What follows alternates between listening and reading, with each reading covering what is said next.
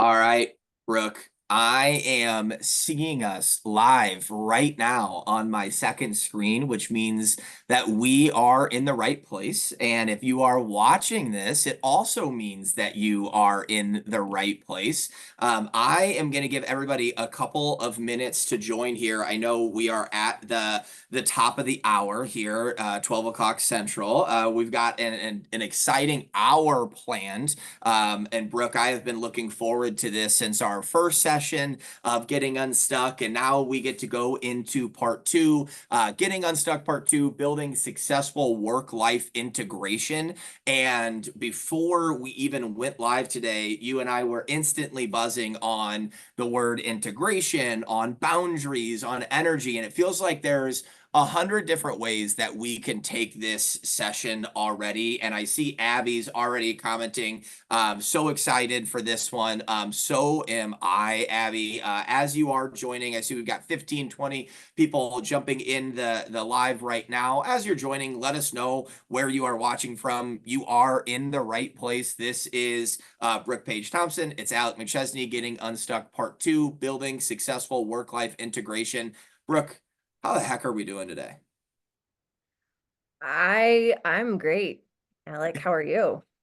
I'm good. I'm good. I'm very excited. I'm also excited because in your introduction today, there's going to be a new title for you that I got in a press release. And so before we jump in and I start rambling and getting all excited, why don't you just go ahead and give us another introduction to yourself and with a new title as well.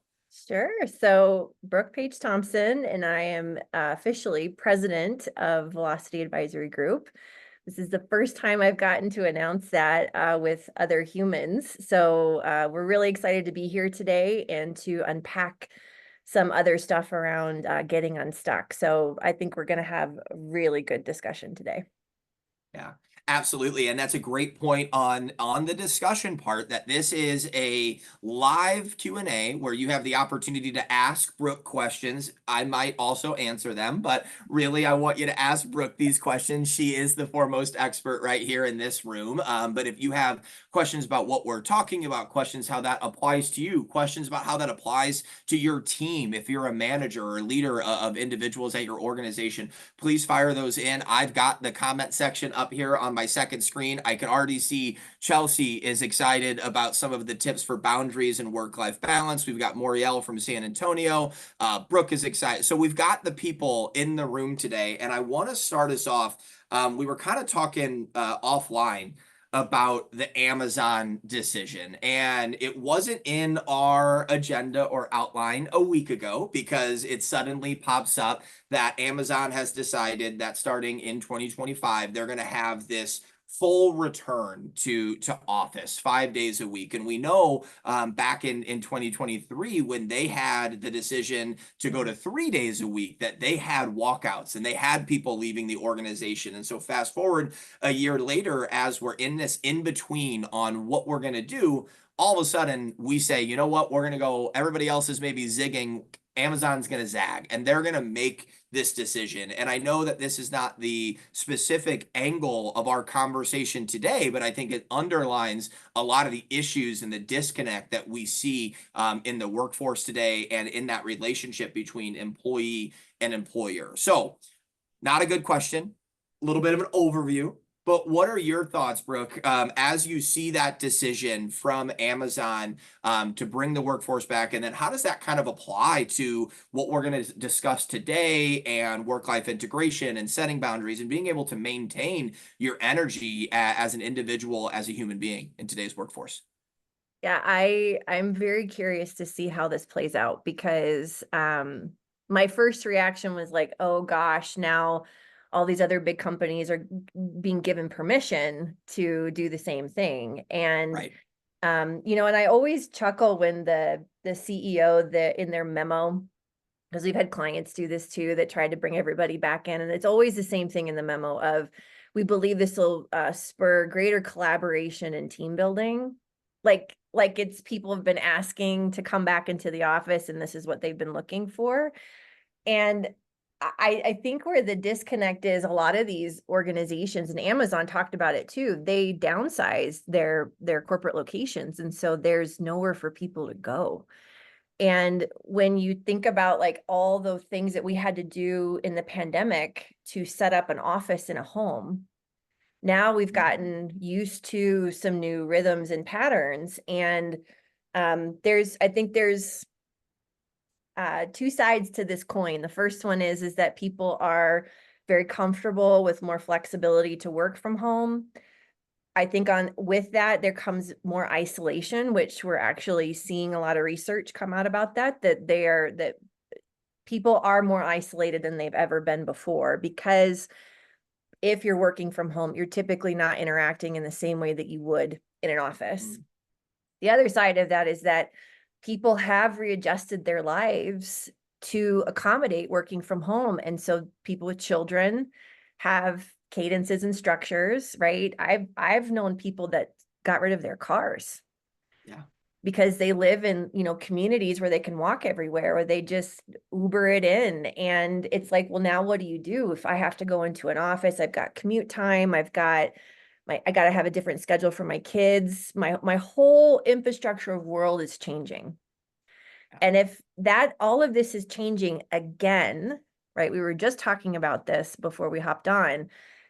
There's a terminology coming out right now about the collective trauma that happened with the pandemic, and everybody experienced it differently, but we are all going through a traumatic experience. And that has had impact on mental health. It's had impact on people's ability to self-regulate. Talk about impacts of long COVID. There's a lot of things that happen with that from a neurological standpoint, and people's ability to just get back into a normal groove. There's so much here, right? That when you talk about Amazon bringing people back into the office, you don't know what it could trigger for people.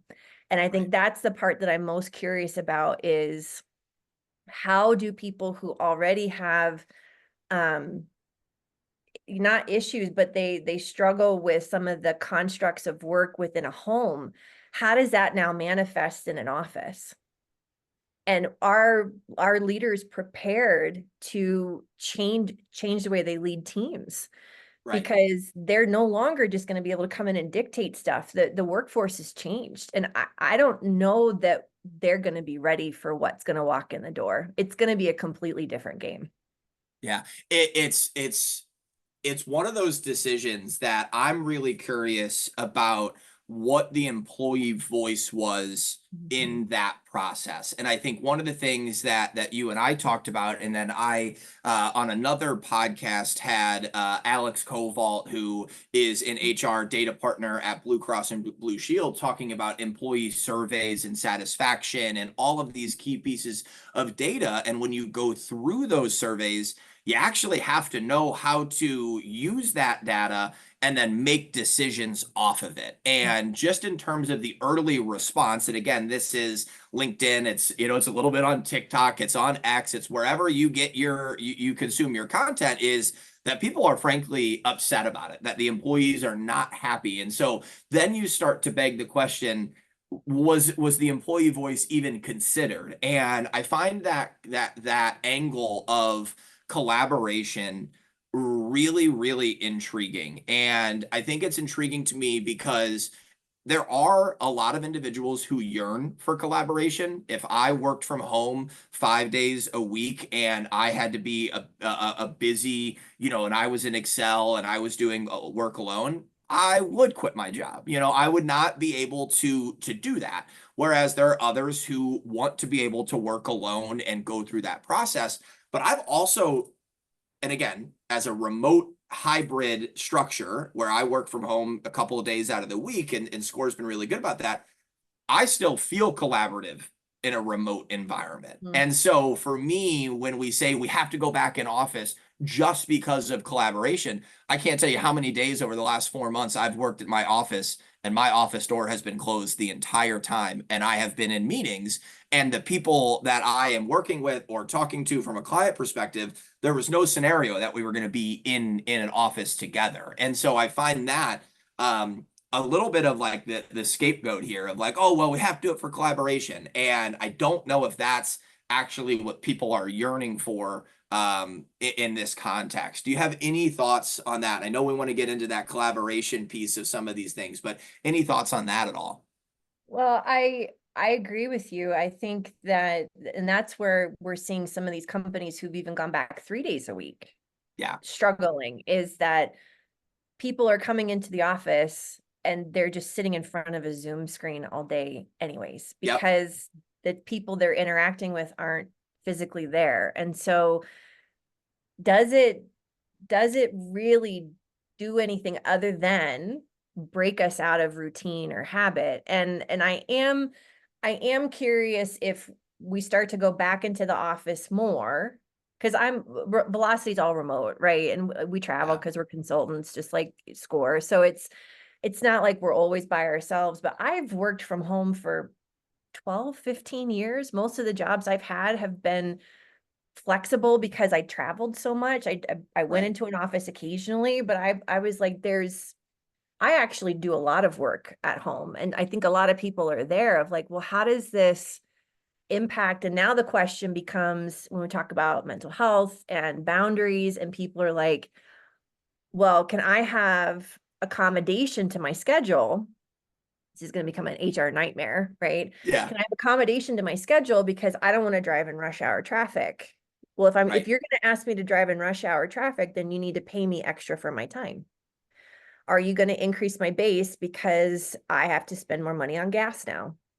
And I have to pay for daycare when I didn't have to pay for daycare before because my spouse and I could tag team or tap out, right? And employers are like, not my problem, Right. right? This is your life. You chose to do this. Just like people being like, I should make more money because I want to go buy a house. I didn't tell you to go buy a house. Right. So this concept of what executives think of the workforce versus what's coming into the workforce, we talked about this. There's a huge disconnect because at the top, we still in some regards want the same structures in place that have been there because that's what we know. But the incoming workforce is like, your structure sucks. Mm-hmm. And I don't ever want to be at the top. I'm perfectly fine to show up, do my job as defined in my job description, go home and not do any more. And then you have an executive team that's like, well, why wouldn't you want to do more? That's how you grow. That's how you get promoted. And most people are like, why? Why would I do more? Yeah. And now you're asking me to go into an office. I am doing more now. Right. So I'm fascinated to see how the human psyche adapts to this or doesn't adapt and tries to force the hand. And to your point, the employee voice, I'm betting even if they ask the employees, it doesn't matter. Right. Right. The executives decided to do it, so therefore we shall.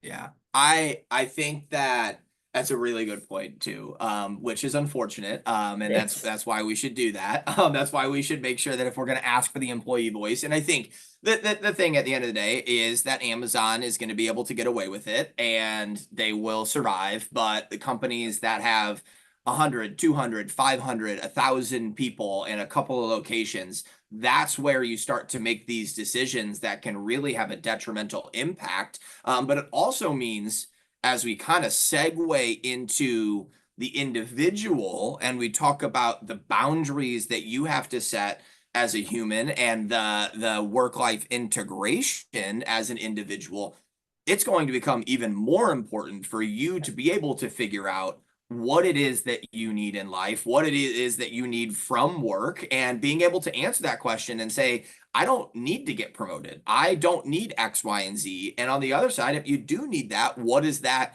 going to take? What is that going to require of you? And so I do, as we kind of make that transition, I just have to tell you, Brooke, there's a handful of comments already in here saying congratulations, Brooke, oh, on your new role, and a couple of comments that are intrigued about this Amazon decision. And I know we didn't sell this as a 1 hour conversation on Amazon, but I do think it sets up the segue to this word that you mentioned has different meanings right now. And I find it really interesting. And it's the word boundary. And I think that when you hear boundary, me sometimes, as my therapist would say, I would get scared of the word boundary, right? Like I am not good at it, whereas you might have somebody that's really quality at it. But then you have that, let's look at that perspective between the employer who might be afraid of employees setting boundaries because it can be seen as a negative, and then same thing on the employee side. So what are your thoughts if I just ask a poor podcast host question here? When we think of the word boundary and what it means in the workforce today, where does that take us? And you teed it up. It's going to be different for each person, but also generationally, I think it's different. And what I keep coming back to is because I see it across the board in not just Velocity and clients, but kind of in the world. There's this sense of it's a lack of clarity on what I can and can't put boundaries on. And when we talk about, I know I got this on LinkedIn about, as a leader, how do you encourage teamwork versus individualization? And it comes back to this concept of, I think sometimes as leaders, we think we're being clear on take unlimited PTO. But to the average employee, they're like, what does that actually mean? Like, what am I allowed to do within the box of unlimited PTO? Or I'm working collaboratively on a team. I'm not really sure where the boundary goes between my role and your role. So in the absence of clarity, in the absence of asking the question, I don't do anything. Or I create my own definition, which is oftentimes wrong or different than what the leader wanted or the individual wanted. And so I think this concept of just asking the questions, right? And I think as individuals, we need to sit down and say, where do I inherently bleed boundaries? So do I tend to bleed them because people ask me for help and I just want to help everybody? And so then that feeds into my personal life because my spouse asks for things and I just now I have everybody's stuff on my plates. Or is it, I sacrifice time because in that moment I want to take that meeting or that call, but I had something personal that I should go take care of that I blocked the time for. And then I regret not doing the personal thing because now I'm trying to find more time for it in the future. I think a lot of it comes down to the individualization of what do we need? What do I need in this moment or in the next 6 months? And then actually talking to my leader about it. Hey, Alec, I really am struggling right now. And I need to be done at 4 every day for the next couple of weeks. I know I'm supposed to be here till 5, but I've got some personal things I need to go take care of. Oftentimes we don't talk about this stuff. And then we get mad because people don't know what's going on internally or what we've been asked to do. And then we start holding grudges or getting frustrated about stuff that only you can control. Yeah. And now it becomes someone else's problem because you never told them it was an issue in the first place. Right. And I think that, people might be wondering, you might not be, but why do I look like I am in an abandoned hallway? And I took this call from home today because my wife and I are moving, and I have that flexibility, and my boss, Leah, has known every step of the way where I'm at in that process. And I have certainly worked from home more over the last month than I had in any month leading up to September, August in my 3 years at SCORR. But having to set that boundary it's not an easy process. And I think as you walk through that, I think there's responsibility in two different areas there. There's the on the individual, setting them for yourself and being able to calmly demand that clarity and know what you need and the self-awareness for it. And then there's the responsibility on the employer as well, whether that's at the organizational level or at the, the middle management or the leader level or whatever it might be. And I think that is an interesting two-part kind of question or thought process in that responsibility, because one, it's being open enough to hearing, those requests and those boundaries and being okay with it, but also being proactive and having those conversations of how do you work best? What do I need in order to be successful from you? Like, some of that goes both ways. And I'm curious, as I say, there's the two responsibilities there for each person.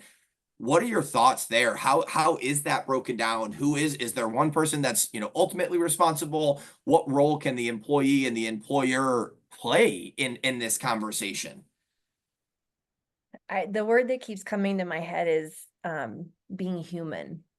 And sometimes we get caught up when you're a business owner or you're in a senior leadership position, that like it's business, right? And you Right. should just follow the policy because we have policies for a reason. And sometimes we forget the human element of it, that life is messy and everybody's life is really different, and how they're approaching that situation may not be how you would have approached it, but it's how they can approach it in the moment they're in and with the information that they have, right? They don't have your brain and your past experiences, right? They didn't suffer through a journalism job where you were throwing up in the bathroom and then coming back to Right. the office the same day, right?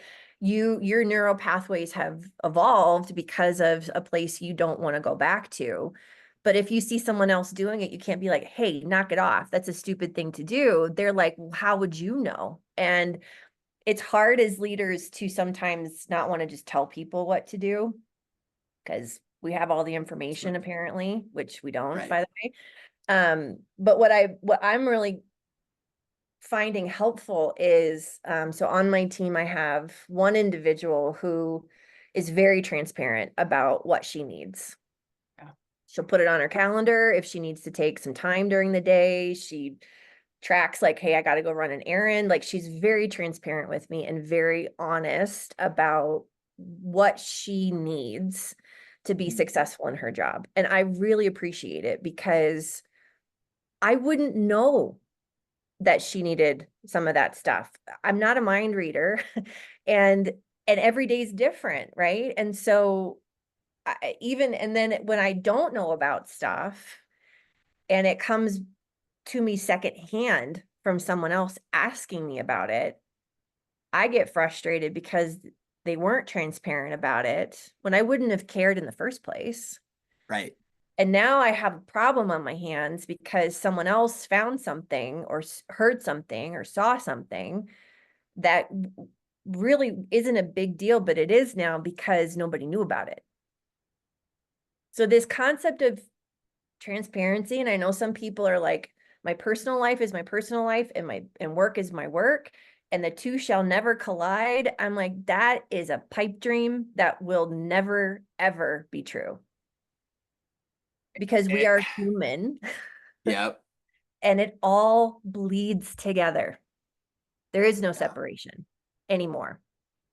Well, and I think that's the point of where we're headed with this. And I like the reframing of work-life balance to work-life integration, because that concept of balance and it being that seesaw back and forth is not going to work. You're going to be way too up and down on that roller coaster, whereas that integration of the two is so important. And one of the things that I had, hinted at offline and in my, initial introduction to this call was that there are people who, when they are going through something personally, start to set personal boundaries and then let work just wear them down, and they're like, well, I set boundaries over here, or vice versa. And that those things, the buying the house, the doing the things, that's also going to zap your energy professionally. And you can't look the other way, right? Like that has to be a conversation.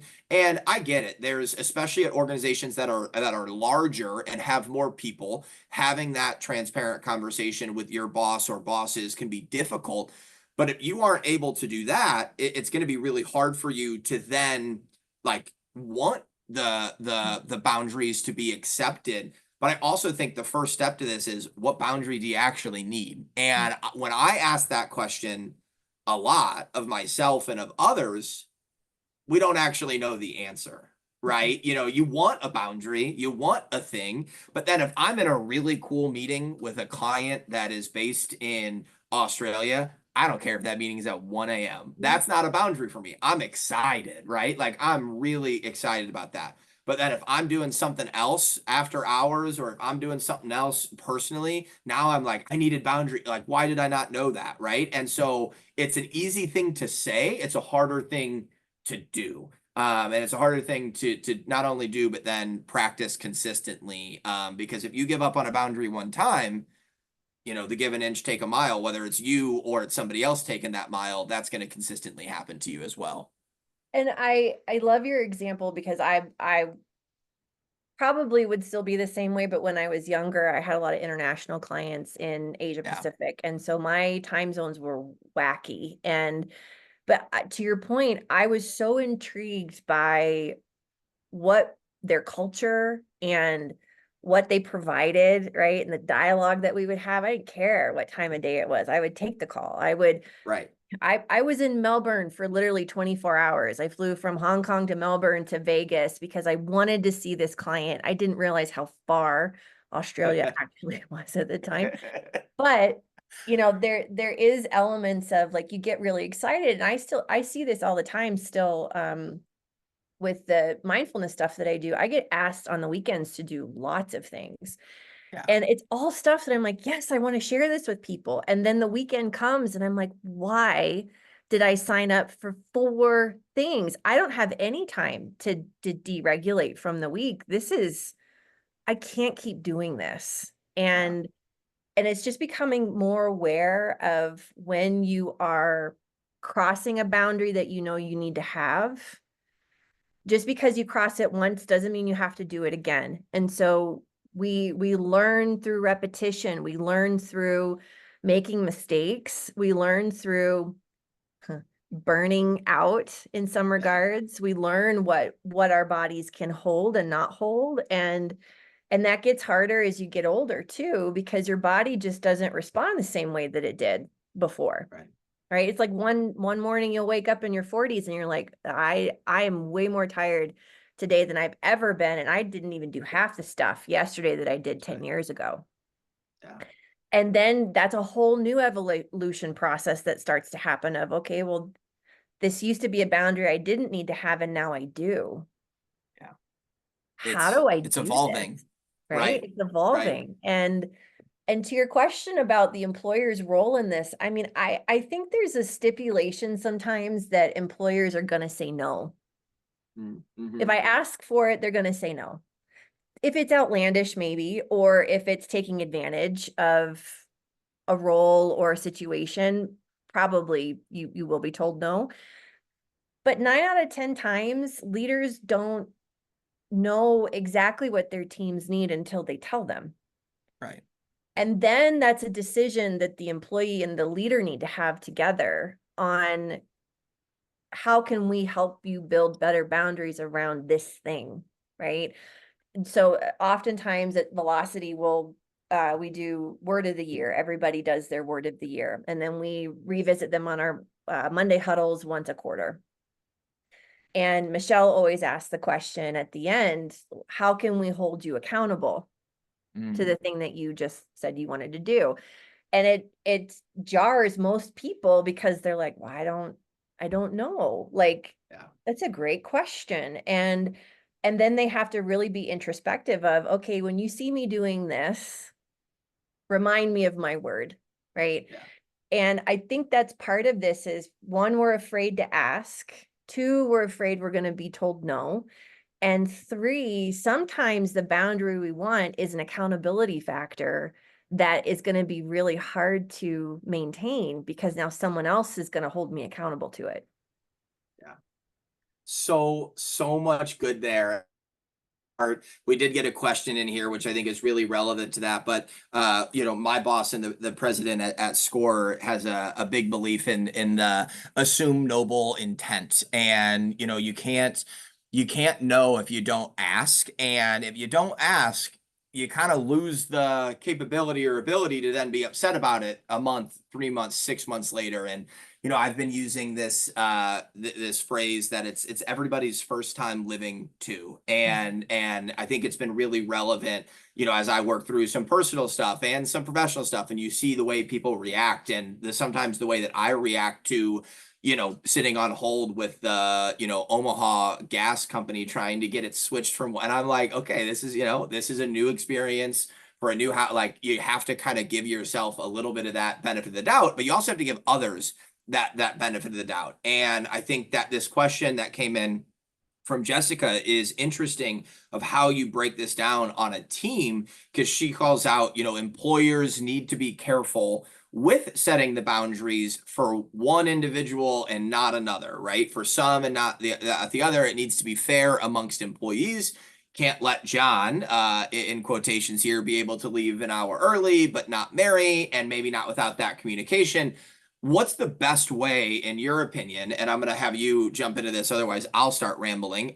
What's the best way to navigate this instance? If somebody on your team, let's say you have a couple of team members, and somebody is asking for that, how do we balance the team structure there and frankly, the relationships amongst the team?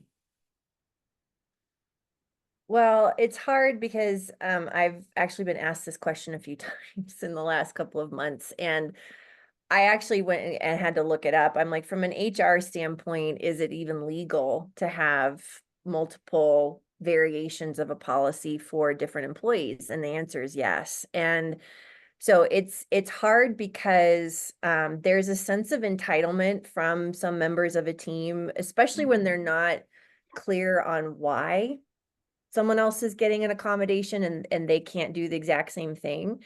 So in the instance of needing to leave early, right?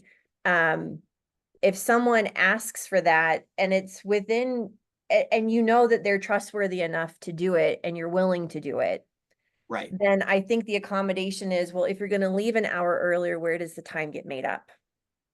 So are you logging in when you get home for another hour or two? Are you coming in early, right, to get the work done? And I'd probably get my hand slapped for this, but the concept of a 40-hour work week to me just isn't feasible. I to put hours on things, I think, is not fair, because work doesn't get done in that time frame. Normally it's kind of fluid, which is why we talk about integration again, right? Like sometimes we're working on stuff at 9 o'clock at night. Well, I'm not going to call in and be like, I can't come until 10 tomorrow because I worked until 9 last night. Right. You ebb and flow with this. And so it's tough when people on teams want different accommodations. And I know this may sound crazy, but I would actually talk to the team about it Yeah. and say, look, I know you're going to see John leaving at 4 every day. We've discussed this. He has a personal issue at home that needs to be addressed. If his work starts to decline or we're missing a deadline, we will revisit this if we need to sooner. But please understand that this is temporary and it's something that we're happy to do for John because his kid needs him to pick him up from school or whatever it is. Yeah. And I know some people are like, well, that could open a can of worms because now everybody on the team is going to be like, oh, well, I need accommodation too. And I want this and I want this and I want this. And I actually don't think that's true, because most people understand there's moments in life that we all need help, right? We all need an accommodation of some kind. And rather than tattling on someone because they're leaving, can I have grace that there's a situation I may not understand going on, and it may be none of my business? Yeah. It's such a interesting conversation. And I know you said you might get your hands slapped about the 40-hour work week and then also the talking to the team about it, but I couldn't agree more about that. And I'm going to use myself as an example here at SCORR, because I think Jessica's question, when you ask it and you think about the answer, a lot of times we go to boundaries as something frankly negative that's happening in the world, right? Like there's a family matter, there's an issue, there's health concerns, there's something else that's going on. And I think that some of the, I don't want to call it new thought processes, but some of the things going on with just mental health and the way that an individual works and operates is going to be a little bit different. And I've spoken about this very aggressively at SCORR. Is I remember I'm 4 months into SCORR and I would show up at 8 a.m. I'd take 3 meetings and I'd stare at an Excel spreadsheet for 2 hours and I'd be like, I gotta go. I'm itching. I gotta go work at a coffee shop, and I would leave. And then I would go work from home. And then I would be back at the office. And the next day I would start at the coffee shop, go to the gym, go to the office. And when asked about it, I talked with Leah at the time, who is my boss, and talked to the team about it. And it was like, if you ever try to reach me and I'm not available during work hours, that's you need to tell somebody about that. That's that is a fault of me. But I have to create these boundaries for myself in order to, be helpful in these meetings, to be excited to be here. And so I think, Jessica, it's a great question, and I'm just going to add the caveat that boundaries don't have to be set because of something negative that's happening. I've never been, I hope Crystal and Leah are listening to this 37 minutes in. I've never been happier at work in my entire life. Knock on wood, right? But the flexibility, the structure, how I've built that, even though it stemmed from a really negative experience at the Journal-Star throwing up in a bathroom, has all been because of positive things. And so now when I associate how I have that work-life integration, I do associate it as a positive thing, not as something negative has happened, which is now causing me to set boundaries. And I kind of think it's the same way, I think my generation and certainly other generations always see therapy as, oh no, something bad happened. And it's like, no, I go to therapy because I like ranting for an hour and I feel way better about it afterwards, right? And so it doesn't have to have that negative connotation that I think right now a lot of times it does. It doesn't. And boundaries are healthy when they're done because they're providing you space to do something that brings you joy. I loved that. You just come up with that right there? I did. That was Wow. like, Yeah, that's just, let's call it right now. That was, do you know what you said? I'm gonna have to go back. Let's repeat it one more time for the people who didn't hear, because I boundaries are interrupted. healthy when they're created to help create space for you to do things that bring you joy. I love that. So boundary setting, right? I know I got this on LinkedIn too, is let's say, I know you do this too, Alec, like you get really involved in a project and 8 hours goes by and you haven't eaten all day. Right? That's not really building a boundary. That is being conscientious of how you're spending your time. And if your body says, hey, I'm hungry, to pause and go eat lunch. Now, if it's chronic and you continuously do this, then you do have to ask the question, why am I doing this to myself? And look at the impact it's having long term. So by not having lunch for 5 days in a row, you may not have the energy on the weekend to do the things that bring you joy because you didn't set a healthy boundary. And that I think is where we really start to understand boundaries exist for you. It's not for someone else. And it's because you have believed a story, or you want to emulate how someone else appears to be living their life, and you think these are the things you should be doing in order to achieve success or financial wealth or whatever the thing might be. And we talked a little bit about this last time too. Everybody's journey is so different. And how I got here is not how you would get here. Right. Right. And I have been horrible at building boundaries. I've been really good at integration because I look at it all as supporting what I do in the 24 hours I have every day. And when you really start to think about, we all have the same amount of time every day, 24 hours. Where are you spending it? Is it all at work? If the answer is yes, even if work makes you happy, there needs to be better balance in that instance where maybe you don't work as much, right? And you see your family more, or you're doing these little things that have a bigger impact, not only for you, but for the ecosystem that surrounds you. Yeah. And the boundaries themselves are really there so that you have more capacity and time to do the things you actually want to do. Yeah.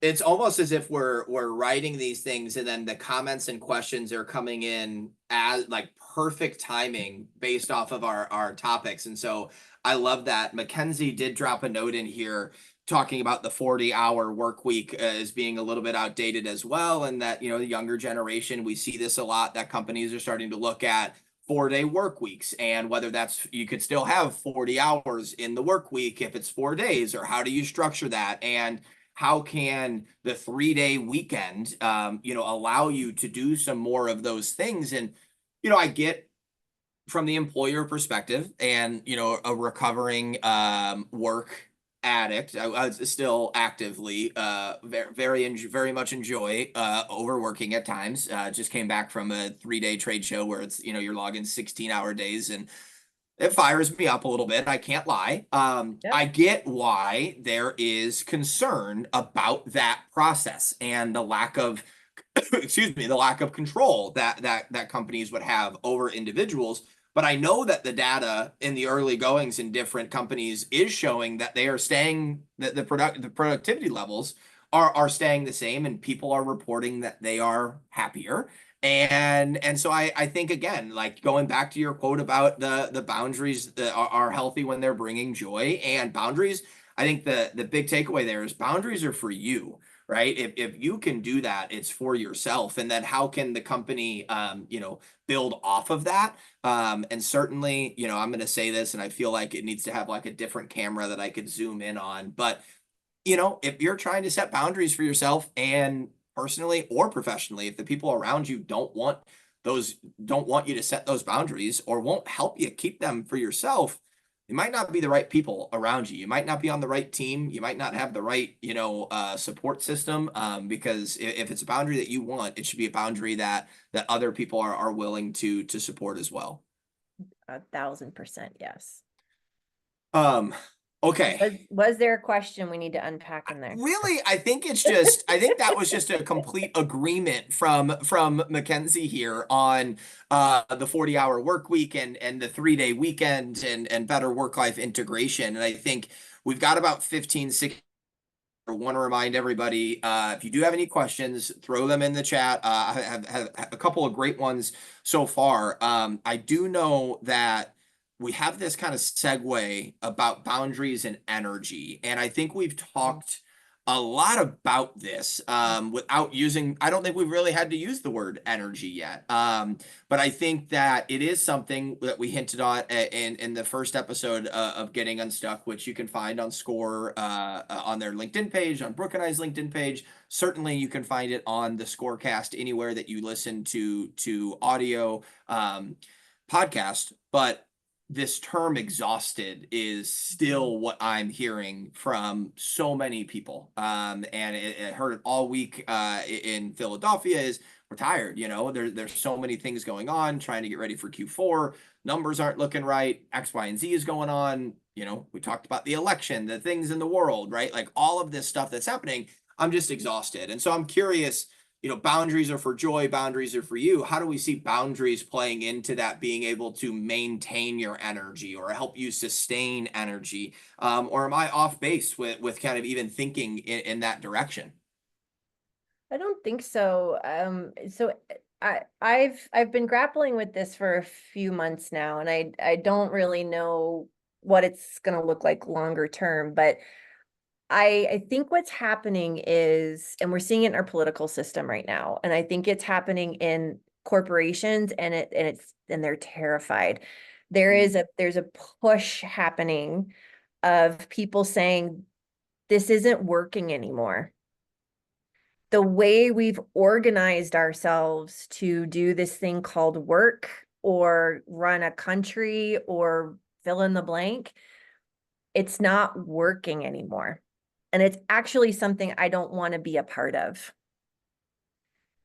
You get enough of that moving, and this whole idea of flexible work, changing hours, integration. I mean, there's stats out there that say Gen Z, like they will find a company that will give them flexibility. They don't want 8 to 5. Yeah. They actually won't do it.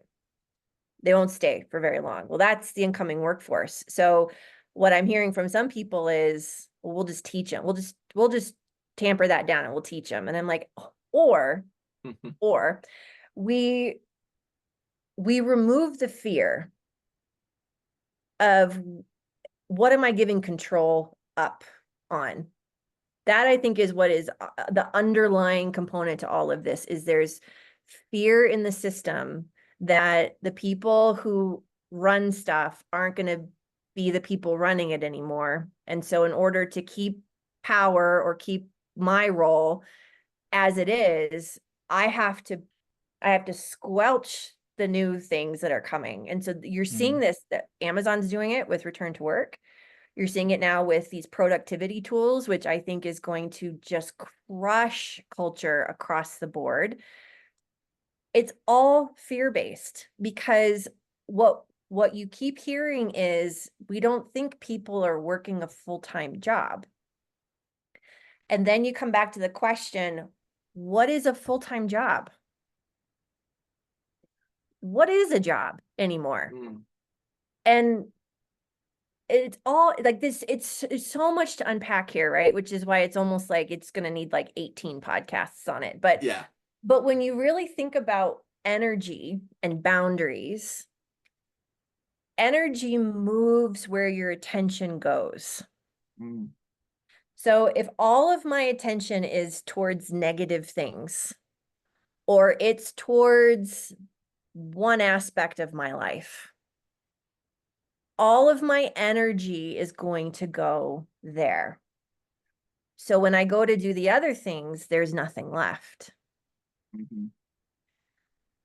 If I want better relationships with my family, but yet I'm on this all the time when I'm with them, or I am prioritizing a work call over dinner, a dinner conversation, my energy is not only moving towards work, I'm now showing the people that I want that boundary with, right? Yeah.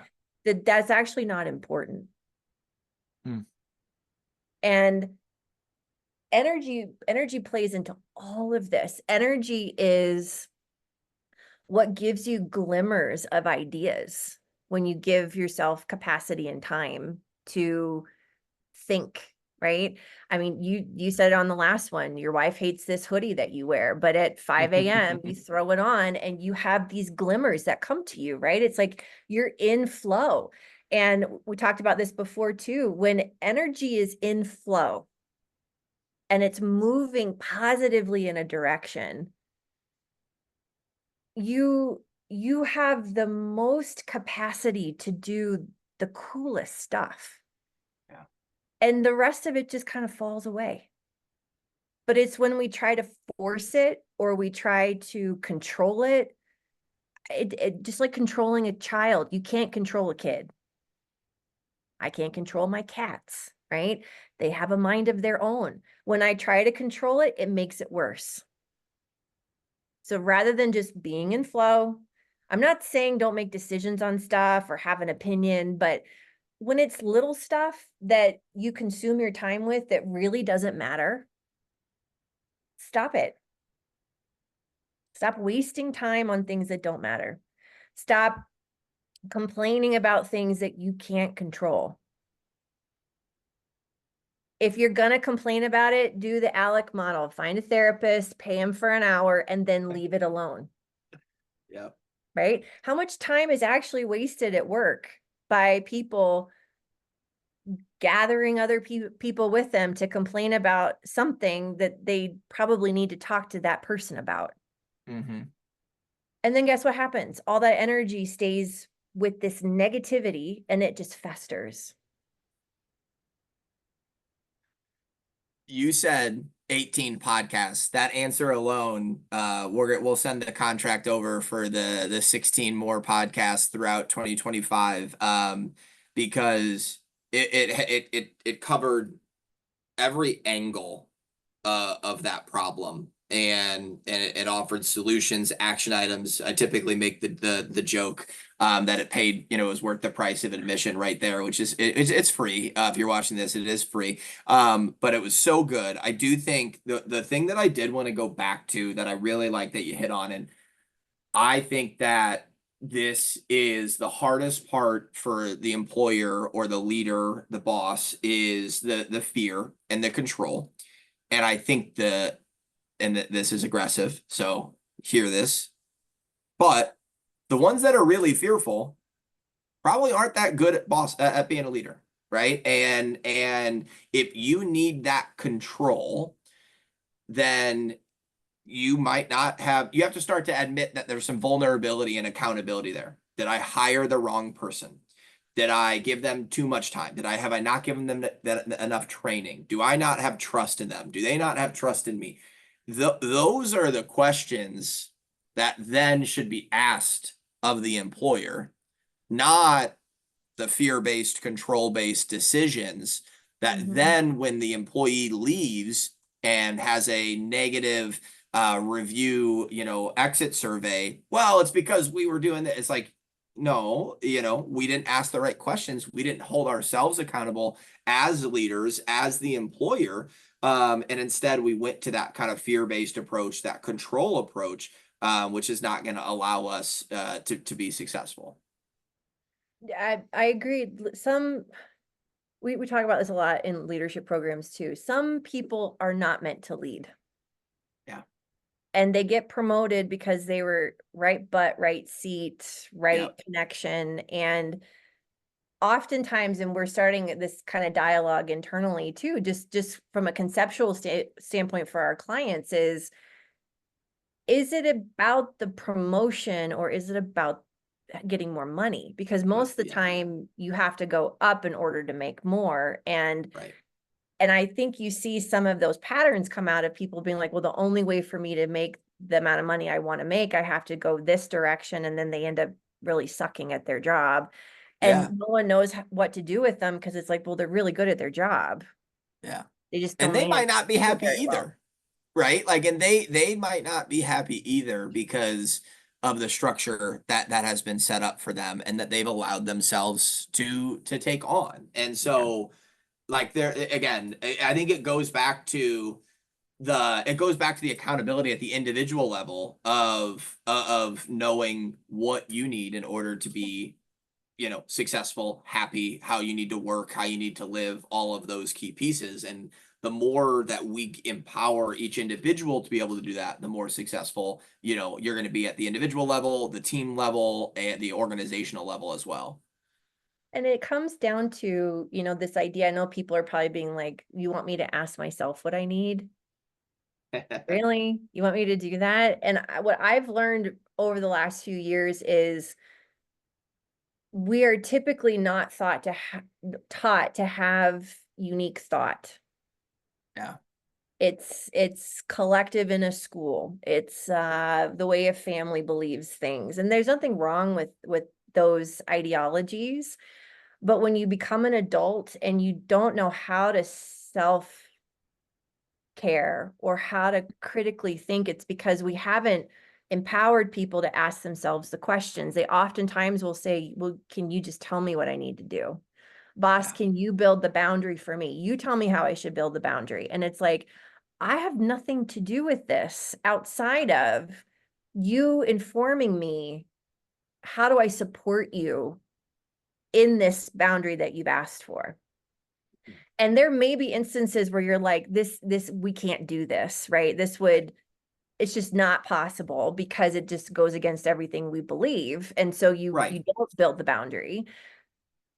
But again, I come back to 90% of the time, if you need something, you just have to ask for it Ask for it.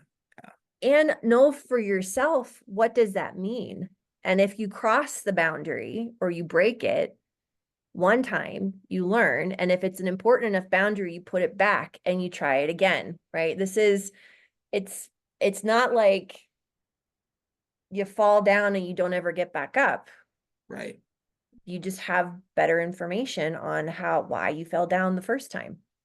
Yeah, it's the muscle building, right? It's the repetition. And I think the last point, then I'll put you on the spot for your 45-second takeaway. But you made a good point in terms of I get that some people view it as like a cheesy concept to ask yourself what you need and who you want to be. And I think I mentioned this on the last podcast that we had, but I don't remember because I talk too much and don't write down everything I say. But I wrote an article maybe 2 years ago now that was talking about employers asking, who do you want to be in 5 years, not what role do you want to be? Yep. And a lot of times when you ask that question of, well, what are you looking for?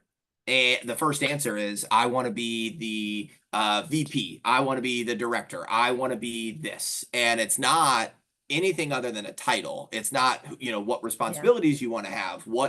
How do you want to feel? What do you want your work to be? Where do you want to travel? Do you not want to travel? What's the personal side of this? Are you going to do kids, family, all these things? And so really going back and being introspective in that and saying, who do I want to be in 5 years? And then let's figure out what role fits that best, not what role you think you want in 5 years. Because 5 years ago, I didn't know that SCORR marketing exists, right? Like that's that's the truth of it. And I think that can be said for a lot of people, especially in our industry, where they had no idea they were going to be in science, or they were in science. Now they're running a commercial team or a marketing team. And so really going back to that, who do you want to be? Not so much the, what role do I want to have type of thought process too. Yeah, if you envision your life in 5 years is tough because so much changes in 5 years. But Right. if you unpack it like you just described and you say, how do you want to show up in the world in the future? Yeah. I love that. What does that look like, right? And it's typically not a job. It's typically, I want to be integrated in my community. If I have children, I want my children to be successful and happy. It's rarely about the job. Yeah. And so if you think about it in terms of how do you want to show up in the world, then it takes some of the pressure off of needing to take the next role or make more money. Because once you identify what you were put here to do and who you're supposed to be, it's just going to come. Yeah.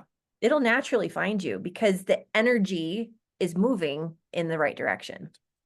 Yeah. If you haven't ever watched the movie Soul, it's a great film. And every time you talk about the energy and the flow and those pieces, that's where my head goes to. And it's so much of what we're, viewing yourself as one thing and not this all-encompassing human.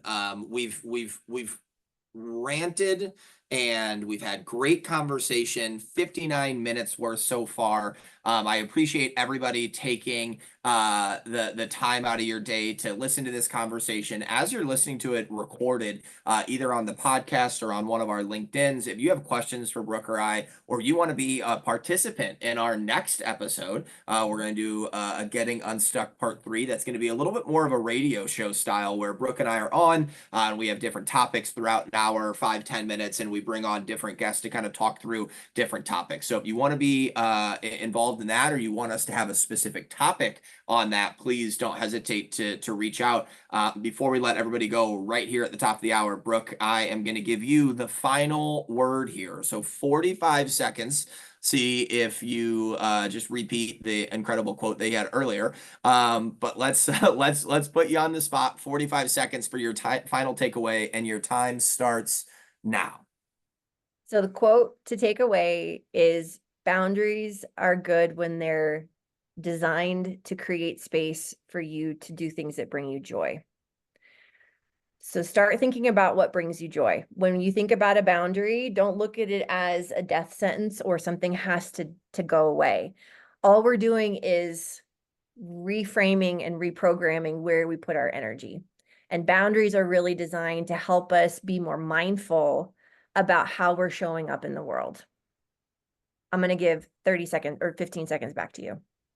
I love it. I love it. And that will be a snippet that I post on LinkedIn, because it is what people need to take away. It's the reframing and that repositioning. Brooke, I'm so honored that you spent yet another hour with us here at SCORR Marketing, sharing your wisdom on the day that it was announced that you become the next president at Velocity Advisory Group. This has been Getting Unstuck Part 2, Building Successful Work-Life Integration. And I'm so excited, not only for Part 3, but I believe that's verbal commitment to another 15 episodes throughout 2025. And I certainly think that with where we're at today and where we're going to be in 2025, that's going to be really important for us to continue to have these conversations and to have the space for it, because we do need more leaders like you in the industry and really in all industries, Brooke. So thank you so much for sharing your time with us today. Thank you, Alec. Like I said, anytime. I love it. Everybody have a great day. Thank you Thanks, so everyone. much.